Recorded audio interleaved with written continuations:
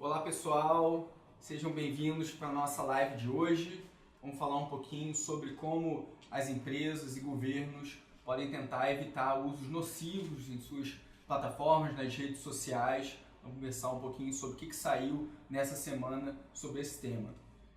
Aproveitando enquanto o pessoal está chegando, quem se interessa pelo tema de internet das coisas, essa é a última semana para vocês se inscreverem no curso aqui do ITS para aulas online no tema de internet das coisas voltado para negócio, né? Hoje existe uma procura muito grande de pessoas que querem inovar, aumentar a eficiência na área de negócios usando tecnologia de internet das coisas. Então, se vocês têm interesse nesse tema, se inscrevam lá nesse curso. Além do de internet das coisas, o próximo curso que a gente vai fazer aqui é o de ética e inteligência artificial, que é um temaço, né? Muita gente tem interesse em entender os impactos éticos dos robôs, né, nos próximos anos.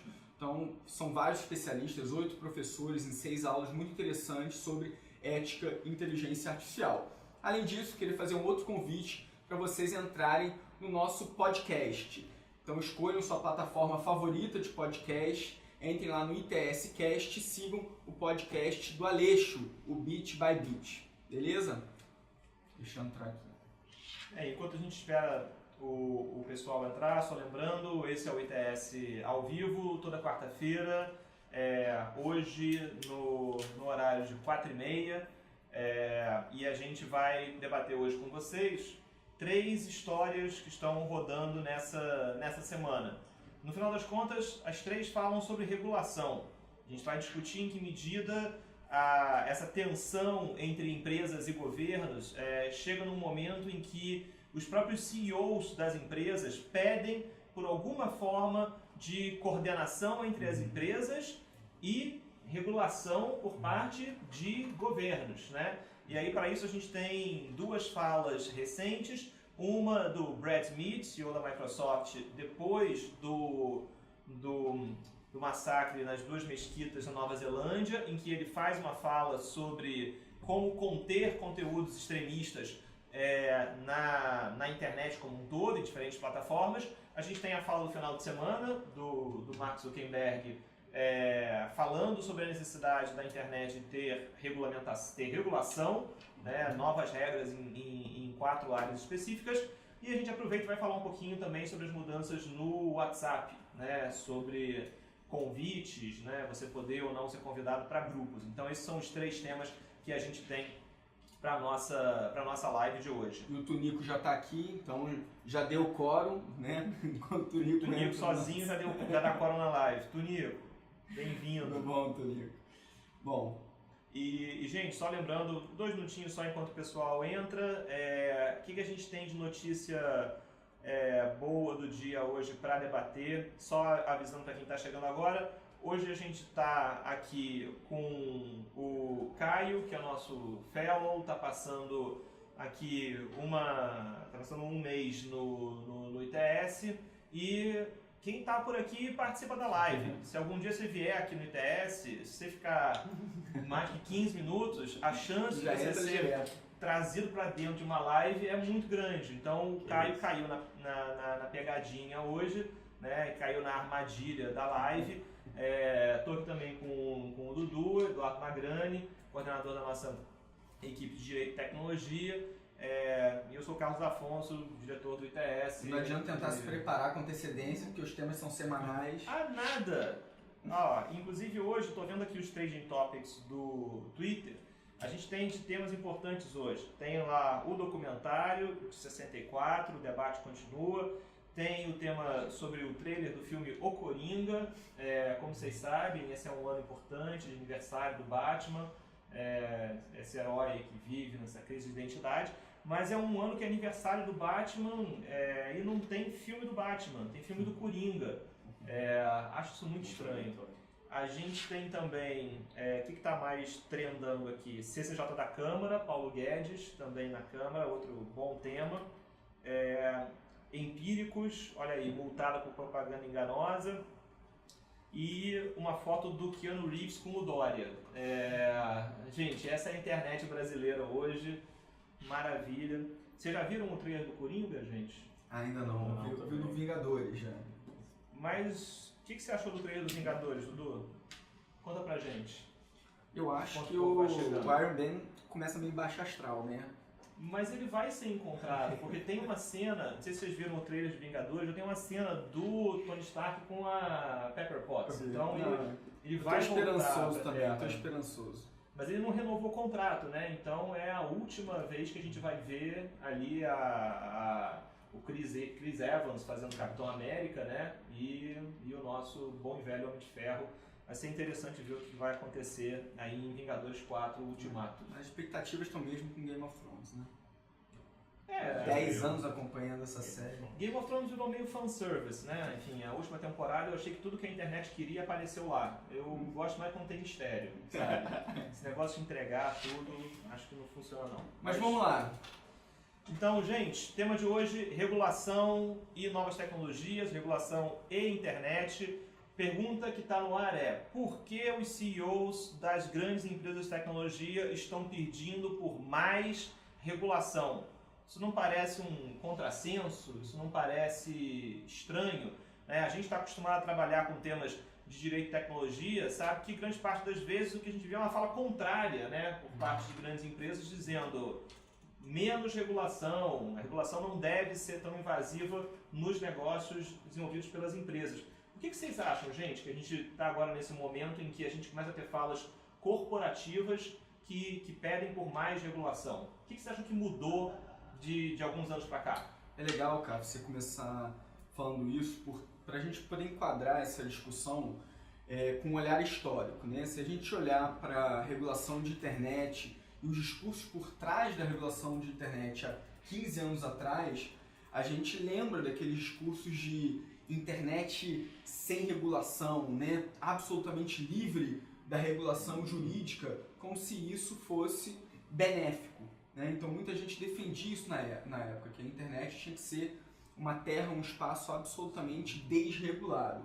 E hoje, até com leis como o Marco Civil e tantas outras, a gente tem a convicção de que para que esses espaços sejam espaços saudáveis, benéficos e para que a gente consiga proteger direitos na rede, né, direitos constitucionais, civis, a gente precisa de regulação. A gente precisa de regulações eficazes, boas.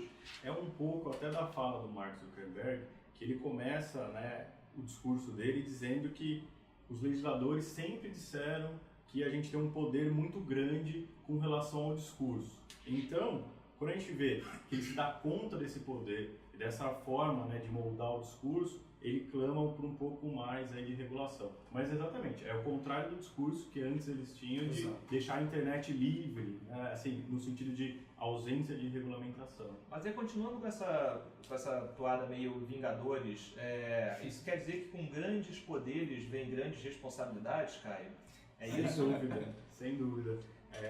E aí já é um gancho até pro massacre na Nova Zelândia, que há esse senso, né? Aconteceu o problema, como que a gente vai endereçar, como que a gente vai criar mecanismos para que seja um ambiente saudável e de livre manifestação ao mesmo tempo, né? Uhum. E acho que aí vale lembrar, pessoal, estamos colocando aqui no chat da live, a gente tem duas falas importantes de dois dos grandes players das grandes empresas de tecnologia. Então tem uma fala do Brad Smith, que é o presidente da Microsoft, que foi feita logo depois do assassinato em série na Nova Zelândia, nas duas mesquitas. E a preocupação da fala do presidente da Microsoft é como é que você combate um conteúdo extremo como foi esse caso da Nova Zelândia. Para quem não está lembrado, a gente está falando de um sujeito que colocou uma GoPro no capacete e armado entrou em duas mesquitas, enfim, matando pessoas de forma indiscriminada.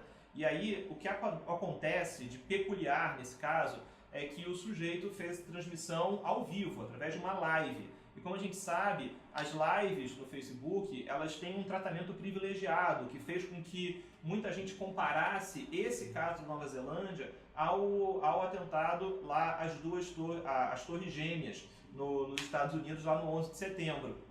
Porque qual é a ligação entre o caso da Nova Zelândia e o 11 de setembro? No caso do 11 de setembro, a Al-Qaeda fez um avião bater contra uma torre do World Trade Center e com isso chama a atenção de todas as emissoras de TV para aquele momento, né? Mostrando a torre do World Trade Center em chamas. E aí justamente nesse momento é que vem o segundo avião que bate na segunda torre e tudo isso é transmitido ao vivo.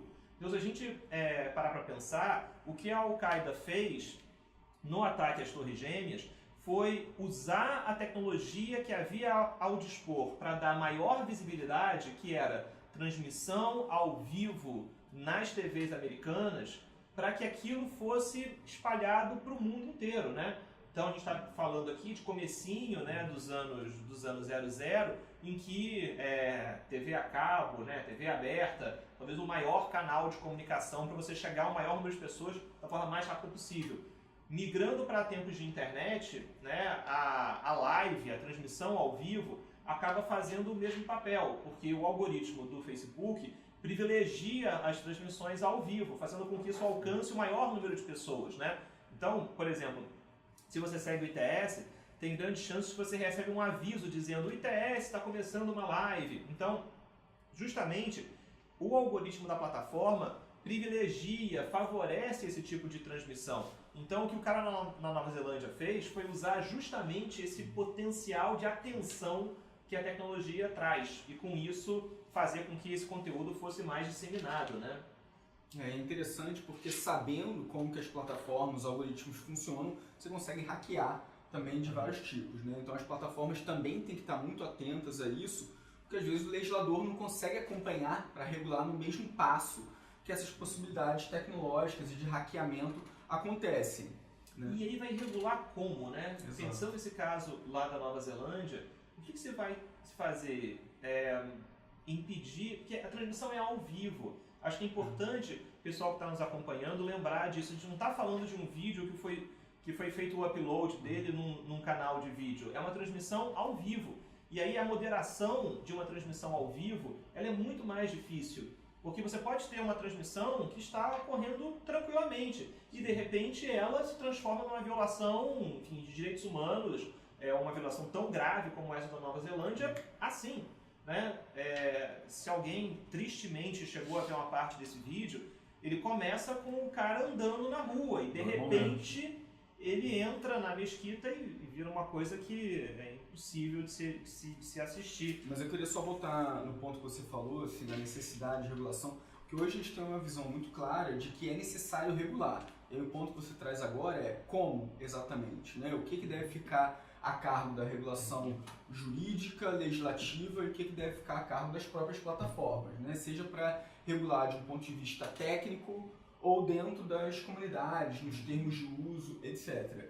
E eu acho que foi-se o tempo das plataformas acharem que deveriam regular tudo nos seus termos de uso, né? A gente já hoje debate muito toda a abusividade, até a insuficiência da regulação só na descrição daquele contrato de adesão dos termos de uso. Então é necessário que a regulação aumente. E a questão é, ela vai avançar em que sentido, né? Se a regra da comunidade ela não é suficiente em si, como que o Estado pode colocar a mão e ter uma ingerência maior nesse tipo de regulação?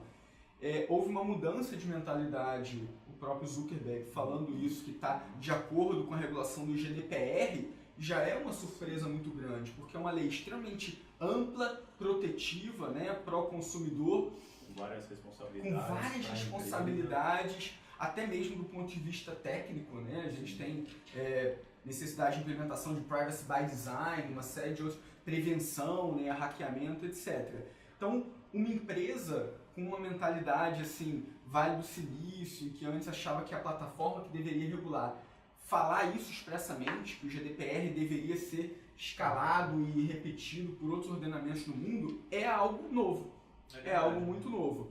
E se discute, inclusive, quando a gente fala em GDPR, se não estrangularia, minaria muito a inovação. Exato. Né, tecnológica, de empreendedorismo. Então, ter o Zuckerberg falando isso é uma novidade muito grande. E até o espaço, quando a gente fala de inovação, para novas empresas ingressarem, né, como concorrentes, porque para o Zuckerberg cumprir os elementos do GDPR, ele está ok. E aí no discurso dele ele fala de 4 elementos, que é o conteúdo nocivo, integridade em eleições, privacidade e portabilidade de dados. Acho que é importante a gente conversar um pouco sobre esses 4 conteúdos aqui. Né? Que integridade das eleições, a gente vê aí as eleições na Índia se aproximando, né? Eu estava lá há pouco tempo. Isso. Dudu, conta aí você como é que tá meu jet lag, né? A gente pode falar um pouquinho como é que tá meu jet lag agora. Nosso correspondente em Nova Delhi, conta pra gente aí. Então, eles estão extremamente preocupados com isso. O Brasil virou um case internacional, né, de uso de plataformas digitais para manipulação política. Então eles estão preocupados, eles querem saber qual que é o papel das plataformas, se há uma maneira de conter isso ou não. E é um pouco na linha do que o Caio falou. Com grandes poderes vem grande responsabilidade. Acho que agora as plataformas já estão com a cabeça feita de que eles têm grande responsabilidade, inclusive em processos eleitorais, democráticos. Agora, gente, essa responsabilidade das plataformas, ela aparece em que medida? Porque no momento em que você tem Microsoft e Facebook dizendo precisamos dialogar com governos para ter uma regulação, é natural que muitas pessoas vão dizer, mas se vocês têm uma plataforma que é tão importante como as que vocês têm, por que vocês não foram adiante e já implementaram essas medidas de segurança?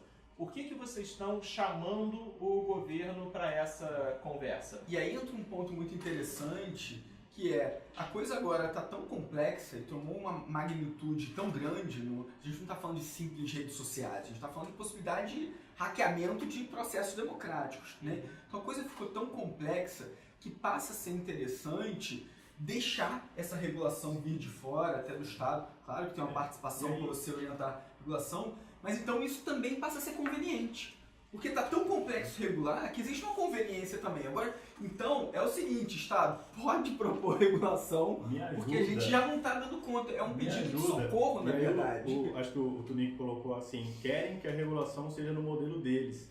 É além, né? É um pouco do que o Dudu falou. Então, a gente molda as novas tecnologias moldam um comportamento e agora a gente tem que trabalhar com isso. E se alguma coisa der errado, existe a regra do jogo e a gente está seguindo a regra do jogo. Então, eu vejo como mais um Estado me ajude. É um pedido de socorro. Você acha que é um pedido de socorro? Eu acho que na verdade é uma ideia que se algo der errado, a culpa é do Estado, né? Por isso que existe uma conveniência agora nisso, né? E aí, a Tainá pergunta, será que o direito dará conta? Tainá, acredito que essa questão regulatória, e você foi na raiz do tema da nossa live de hoje. Aqui, essa live mais chata do mundo, né? Assim, 3 pessoas formadas em direito, reunidas para dizer que o direito não dará conta. Olha que anticlimático. Mas acho que justamente para a gente pensar que quando a gente fala em regulação, todo mundo está pensando em lei, né? Em que o Estado vai editar leis que vão regular as plataformas.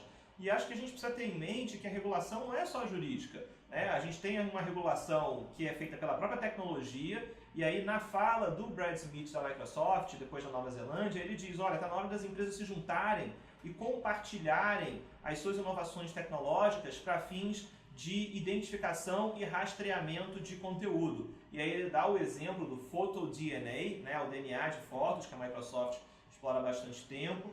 A gente conhece o exemplo do Content ID da Google, que funciona para o YouTube.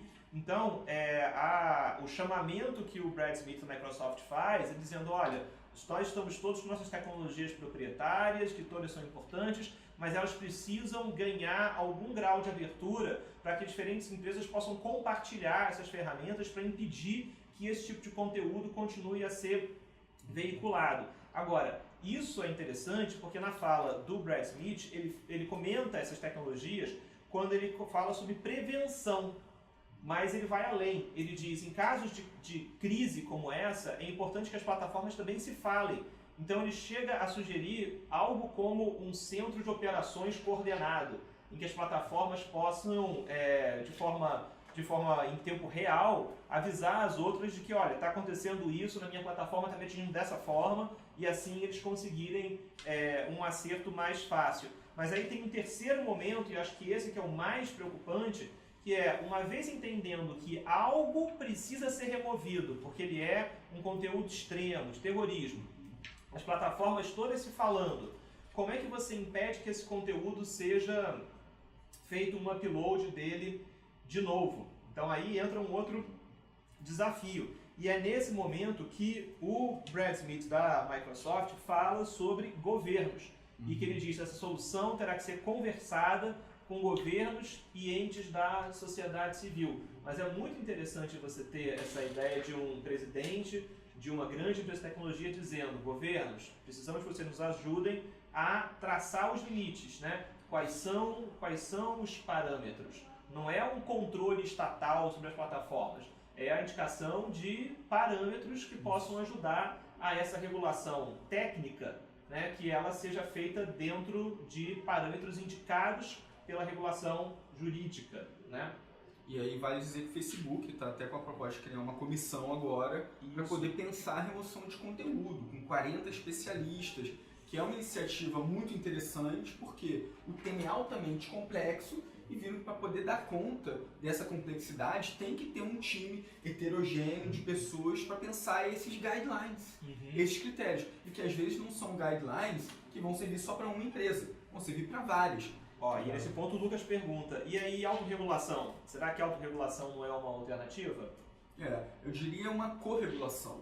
Eu acho que tem que ter uma regulação por parte das próprias empresas, mas uma regulação estatal também. O problema da regulação estatal é que ela sempre chega atrasada. Então a gente é do direito dizendo que o direito não vai dar conta. A gente precisa de uma regulação proposta também pelas empresas para ajudar a dar eficácia na própria regulação jurídica. Então quando a gente fala no princípio da prevenção, no by design, tem que contar com auxílio proativo também das empresas, não só da regulação jurídica. E é interessante que as empresas participem em conjunto desse plano de gerenciamento de crise, porque às vezes a autorregulação não dá conta. Já existem os termos, as políticas, né, o plano da governança das plataformas, a gente tem que pensar em coisas para ir além disso, né? E aí, junto com a fala do Zuckerberg, ele fala também sobre os princípios do GDPR serem aplicados de maneira global. Que exatamente isso, servir como guidelines. Então, prevenção, by design e tantos outros, né? Mas, gente, não é uma mudança substancial, porque a gente sempre está acostumado a pensar o Vale do Silício como a inovação sendo o principal vetor que faz com que as empresas se transformem. E às vezes até com menos regulação. Sim, exatamente. Então, Estados Unidos, mais inovação, menos regulação. E aí a Europa, uma ideia de regulação protetiva de direitos, o que talvez, de uma forma muito superficial, explique, imaginar por que as grandes empresas e as grandes plataformas, elas não são europeias, né? Elas são americanas. Sim. Porque você teve um ecossistema jurídico que permitiu que essas plataformas fossem criadas e se desenvolvessem e alcançassem essa envergadura que elas têm hoje, né? E vale lembrar, regulação ela é jurídica, ela é tecnológica, ela é econômica e ela é social, né? Essas 4 forças regulatórias que o Lessig desenhou lá em 99 continuam sendo importantes, né? É bom a gente não esquecer o componente econômico e o componente social dessa regulação, né? Mas aí que eu acho que está um shift muito interessante, que quando vem o presidente, o Mark Zuckerberg, e diz que o GDPR é uma regulação que tem que ser seguida globalmente, você tem um enquadramento de uma empresa do Vale do Silício dizendo que é interessante o modelo de regulação europeu, né, que é extremamente abrangente, compreensivo, ou seja, vestindo a camisa da responsabilidade, no final das contas, que pode ter várias justificativas, pode ser, como a gente falou, uma conveniência, sentiu que a responsabilidade está grande demais para ser internalizada, tem que fazer esse outsourcing aí, crowdsourcing para os guidelines, então várias justificativas possíveis, mas é uma conexão Vale do Silício com o modelo europeu de regulação. E não é interessante que dentro dos 4 campos que o Zuckerberg comenta, né, eles ligam também com a fala do Brad Smith da Microsoft no papel de conteúdos que são danosos, né, harmful, né, e essa ideia de que conteúdos danosos precisam ser banidos da plataforma.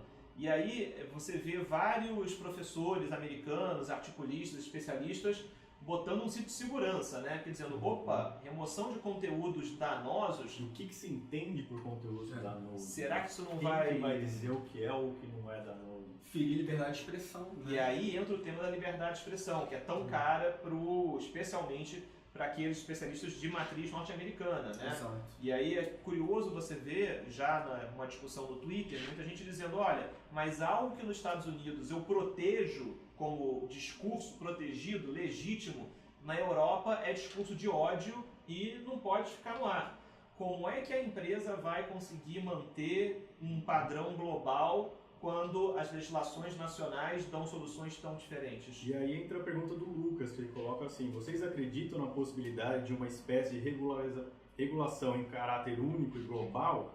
É difícil a gente pensar, porque existem diferentes tipos de cultura e limites, né, para a liberdade de expressão, e o endereçamento desse tema é diferente, né? Um conteúdo que pode ferir, né, a liberdade de expressão em um país, no outro pode ser completamente E lembra o próprio debate de ética e inteligência artificial, né, que está aumentando demais em complexidade.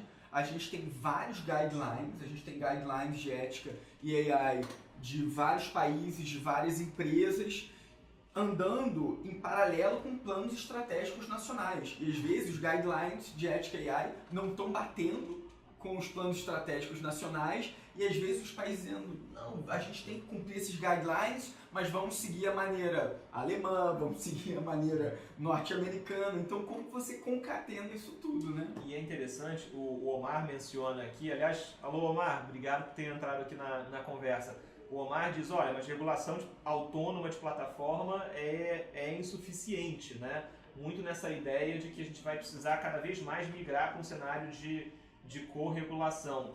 E o que eu acho que é muito interessante nesse papel é que quando a gente olha algumas das principais regulações estatais dos últimos anos, a alemã, por exemplo, que sempre se comenta, né, a chamada NetzDG, é curiosíssimo ver que Singapura agora vai começar a votar um projeto de lei para remoção de conteúdos danosos na internet, que é, sim, jogo duríssimo em termos de equilíbrio com liberdade de expressão. Mas, na forma pela qual a mídia singapuriana, enfim, trata do tema, elas dizem, não, é inspirada na legislação alemã. Eu adoro isso também da gente ver como o Estado pode mandar sinais que vão muito além da redação técnica ali feita na lei. E aí, enfim, Caio, que é o nosso especialista residente em direito ao esquecimento, né, vai nos dizer, por exemplo, que uma vez que você tem a decisão de direito ao esquecimento na Europa, a gente tem uma série de decisões das mais diferentes pelo mundo afora que dizem estamos nos inspirando na decisão europeia. Quando, na verdade, o que você tem é algo completamente diferente. Tem uma decisão na Índia, já que essa live hoje é muito inspirada na Índia, né? Quem não está acompanhando os Inside Jokes é que o Dudu acabou de voltar da Índia. Então a gente está ajudando o Dudu a se aclimatar. Embora ele esteja no Brasil, a gente está falando várias coisas da Índia, porque vai se adaptando, o jet lag não bater tão forte assim. Mas tem uma decisão muito legal para quem estuda direito ao esquecimento na corte de Karnataka, que ela diz que o direito ao esquecimento é um direito que na Europa se protege para defender a modéstia e intimidade das mulheres.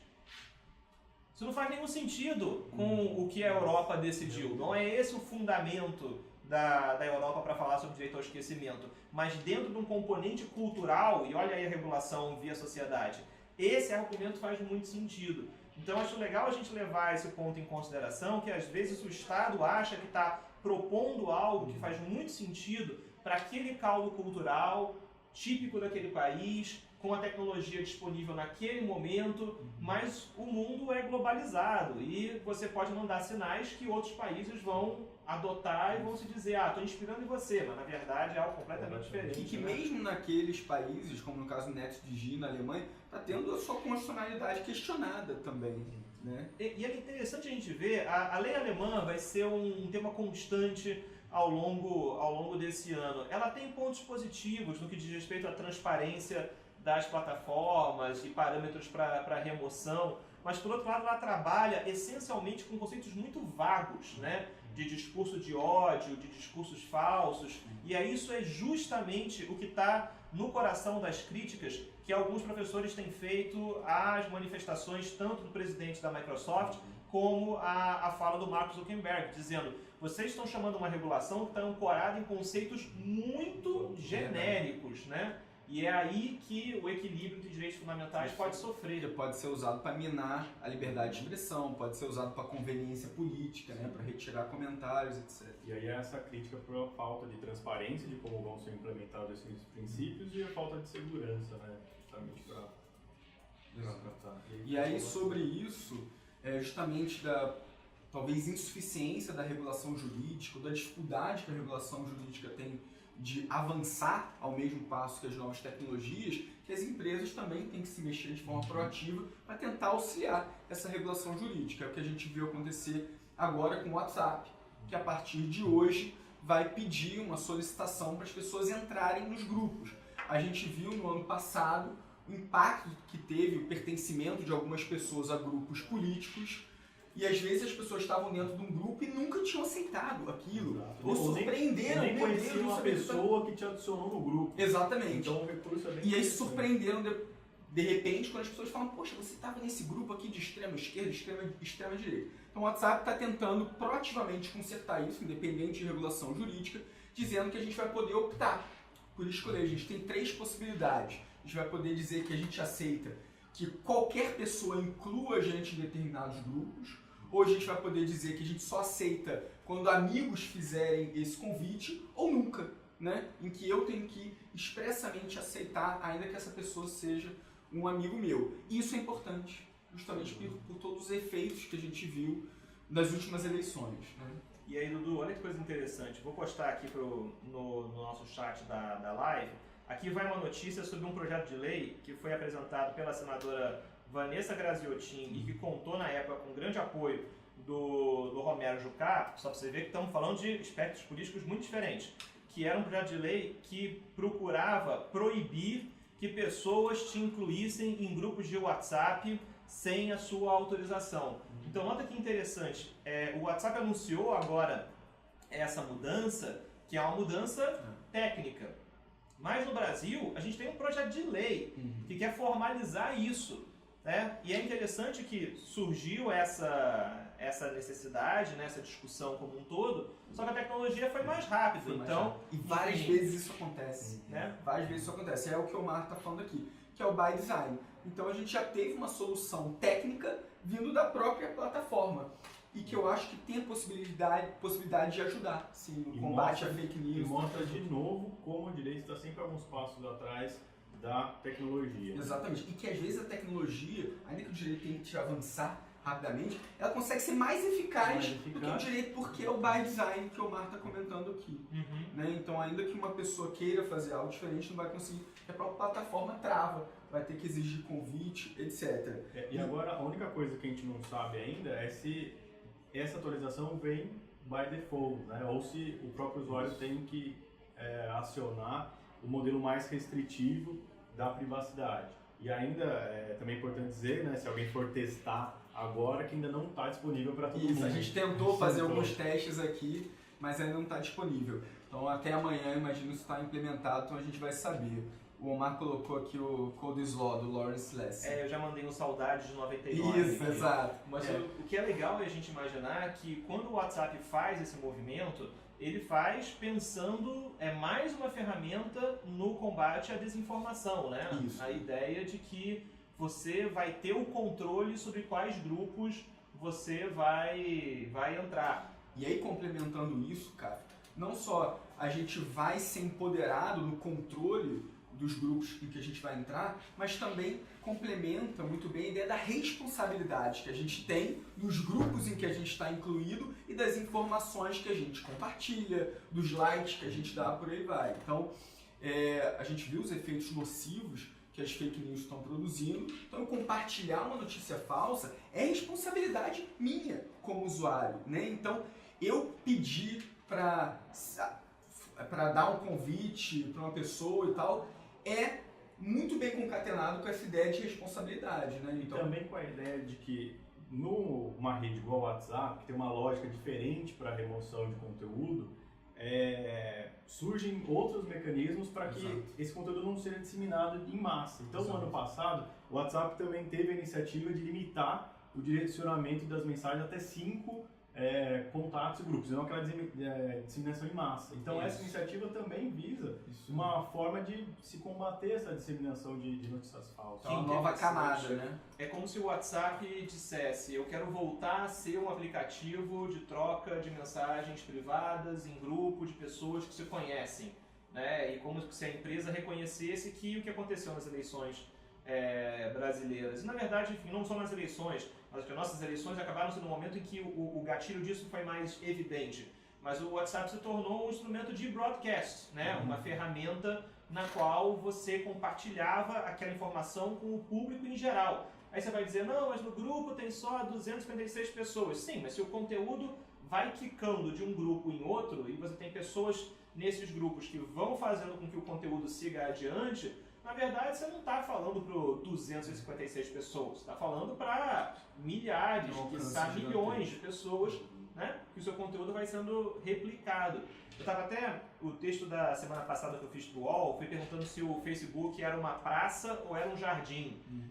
E aí me falaram que em alguns estados da federação, praça e jardim é a mesma coisa. Então, se você mora em algum estado da federação no qual o título do meu artigo não faz nenhum sentido, desculpa. Mas a ideia é, será que o Facebook ele é uma praça pública em que todo mundo se reúne? Ou será que ele é um jardim fechado, privado, né? Algo próprio, né? Como um jardim interno de uma casa? Essa lógica apareceu na fala do Mark Zuckerberg do mês passado, em que ele disse, olha, o foco do Facebook será a comunicação privada na sala de estar, né? A imagem que ele usa é sala de estar, e ele opõe uma ideia de uma town square, né? de uma praça principal, uma praça pública.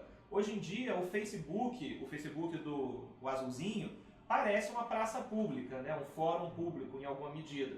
E o WhatsApp parece um jardim privado. Só que a gente viu que essa analogia foi quebrada no ano passado. E tinha essa analogia muito fortemente com os teóricos Manuel Castells, né, Johann Benkler, e tinha esse potencial, né, comunicativo de grande esfera pública. Mas hoje a gente viu que pelo próprio funcionamento da filtragem dos algoritmos nos feeds e dos próprios modelos econômicos de publicidade direcionada, mercado de atenção, acabou fazendo migrar esse conceito de praça, esfera pública para comunidades mais cercadas, digamos assim, né? E que traz novas responsabilidades também de diversas formas. E comunidades cercadas que, na verdade, querem influenciar o debate público. Na verdade, a gente pode falar que é a grande revolta dos jardins contra a praça.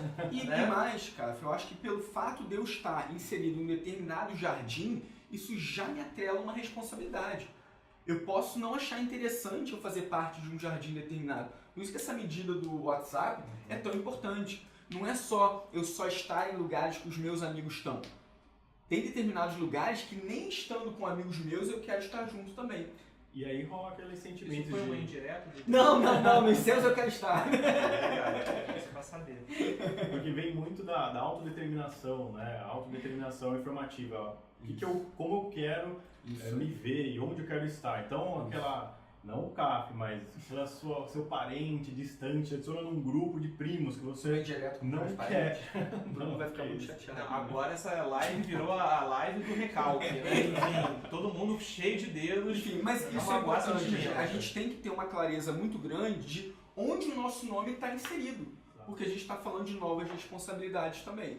E aí, citando de novo o ex-senador Romero Jucá, eu me lembro que nas discussões no Congresso Nacional, quando a senadora Vanessa Graziotin levantou esse projeto de lei que fazia com que você só pudesse entrar num grupo de WhatsApp com a sua autorização, ele dizia, mas muita gente me coloca em grupo de WhatsApp e começa a falar um monte de coisa e amanhã no jornal aparece, inclusive o senador Romero Jucá está nesse grupo. Exatamente. Em que foi dito isso. E dizendo assim, eu nem sei como é que eu entrei naquele grupo. Né? Então é interessante a gente perceber como essa discussão já vinha desde antes do período eleitoral. Então a gente pode até imaginar que essa solução do WhatsApp ela já seja até uma preparação para o que vem adiante na Índia, com as lições aprendidas no Brasil, mas é um tema, na verdade, que é até anterior às eleições brasileiras, né? Com esse projeto de lei, por exemplo, que a gente consegue finalizar. Né? E é um tema novo, né? Tem determinados efeitos em que as empresas podem até fazer um esforço para tentar prever, mas a escala com que a gente viu esses novos acontecimentos é algo muito novo, né? No mundo inteiro. Então a gente imagina um determinado efeito de uma plataforma como o Facebook, de repente o gatilho vai em outra plataforma, que é o WhatsApp, mas acontecido o efeito, que não era possível prever, tem que buscar novas regulações. Algumas são interessantes em regulações jurídicas, outras técnicas. Então o WhatsApp eu acho que caminhou bem, tentando regular na técnica também a limitação para até 5 pessoas, agora a limitação de entrar em determinados grupos. E aí, gente, como é que vocês acham que esse assunto caminha no futuro? Agora que a gente tem CEOs de grandes empresas de tecnologia dizendo somos favoráveis a alguma regulação, em que do outro lado você tem as empresas ajustando suas plataformas para impedir a veiculação de conteúdos que levam à desinformação, que levam a discurso de ódio. Qual é o futuro desse debate? É mais regulação? Que espécie de regulação vocês acham que ganha? Nesse jogo em que a gente tem regulação tecnológica, jurídica, econômica e social, quem é que vai sair na frente? Eu acho que agora caminha para uma espécie de corregulação, onde as empresas já não se veem como terra desregulada, já vestem a camisa de que com grandes poderes vem grandes responsabilidades, mas essa corregulação, com essa possibilidade de uma regulação jurídica que pode até ser forte, como o caso do GDPR, com regulações técnicas que vão trazer a eficácia, muitas das vezes, né, tão grande quanto a eficácia da regulação legislativa. E aí vale lembrar, só para a gente já caminhar para o nosso fechamento aqui, no IGF, que é o Fórum de Governança da Internet da ONU, no ano passado, o Macron fez uma fala, o presidente da França, muito forte, dizendo o governo francês vai encaminhar um grupo de especialistas do governo para, junto com o Facebook, entender como funciona a plataforma. Então, acho que esse tipo de situação casada, em que o governo procura entender melhor como funciona a plataforma, sem, é claro, entregar aí os segredos de negócio das empresas, pode ser algo que funcione. Mas acho que a gente tem que manter em mente que isso só funciona para grandes plataformas. E aí a gente tem que tomar muito cuidado com a regulação que vier pela frente, para que você não mire nos grandes players e, na verdade, acabe atingindo o potencial de inovação de pequenas e médias empresas. O né? próprio GDPR não faz a diferenciação. Né? Então, a bala de canhão que pode se aplicar desde Google, Facebook, grandes empresas até pequenas empresas, pequenas startups. E a importância da Autoridade Nacional de Proteção de Exatamente. Dados em ditar como que vai ser o debate. Estabelecer essas diretrizes já estabelecer quem os se parâmetros. aplica nesses Porque parâmetros altos. as novas tecnologias sempre vão desafiar a dogmática jurídica. Aí, tá, em que medida que a gente consegue estabelecer uma regulamentação justa, mas possibilitando a entrada de novos players, né? Porque seria triste que a gente tivesse uma regulação extremamente arbitrária que impedisse aí o desenvolvimento das novas tecnologias. E o Davi colocou aqui, perguntando sobre os caminhos da ação sobre o artigo 19 do Marco Civil, né, em que está se discutindo a constitucionalidade. Tem que haver a defesa do Marco Civil da internet, porque ele que vem proteger a liberdade de expressão online, a necessidade de decisão judicial para responsabilizar essas plataformas, que foi um ganho tremendo na legislação brasileira. Então, como a gente falou, algum tipo de regulação é importante para a concretização de direitos, então acho que esse artigo 19 do Marco Civil foi fundamental nesse sentido, mas está tendo a constitucionalidade defendida. E aí, questionando. Só lembrar uma coisa, Davi, a pergunta é super boa, mas eu gosto sempre de lembrar que eu acho que esse é um assunto que vai ser cada vez mais importante nesse ano. O debate sobre regulação de plataformas não é um debate contrário ao artigo 19 do Marco Civil da Internet. Na verdade, o debate sobre parâmetros para remoção de conteúdo mais rápido, mais seguro, na verdade pode fortalecer o artigo 19. O que o artigo 19 faz? Ele isenta as plataformas de responsabilidade antes da edição de uma ordem judicial que diga: ei, esse conteúdo é ilícito, tire esse conteúdo do ar. Tá bom, isso é metade da moeda. A outra metade da moeda é saber, as plataformas estão impedidas de remover conteúdo antes da ordem judicial? A gente sabe que não. E é justamente nessa outra metade que a gente está trabalhando aqui. Discutir parâmetros para remoção de conteúdo é o que vai fortalecer o regime existente do artigo 19. E aí vale a pena dar uma olhadinha. A Daphne Keller, do Centro de Direito e Internet de Stanford, tem um artigo bem legal em que ela discute com as críticas à seção 230, que é o artigo dos Estados Unidos que fala sobre responsabilidade de provedores, grande parte das vezes eles não são ataques ao 230, não são problemas que o 230 trabalha, são questões sobre remoção, parâmetros de remoção. Então acho que, guardadas as devidas proporções, o debate no Brasil é o mesmo. A gente tem que discutir mais padrões e transparência para remoção de conteúdo. Mas quanto mais certeza a gente tiver nesse campo, mais azeitada fica a aplicação do artigo 19, porque aí a regra é uma. As empresas, os provedores de aplicação não respondem antes da ordem judicial. Tá bom, mas quais são os parâmetros que eles podem usar para antes da ordem judicial, caso eles entendam que isso infringe seus termos de uso, vão contra esses parâmetros estabelecidos, eles podem se sentir seguros e ir lá e remover o conteúdo. Então, acho que um debate, na verdade, se fortalece com o outro, e não ao contrário. E a importância também das empresas criarem realmente essas comissões, porque dado o aumento da complexidade, você precisa de mais cabeças pensantes para poder lastrear a decisão dessas plataformas, né? E a importância não só da criação dessas comissões, mas também desses guidelines, que possam, inclusive, alcançar guidelines internacionais, né? Como a gente está vendo em vários temas. É isso aí.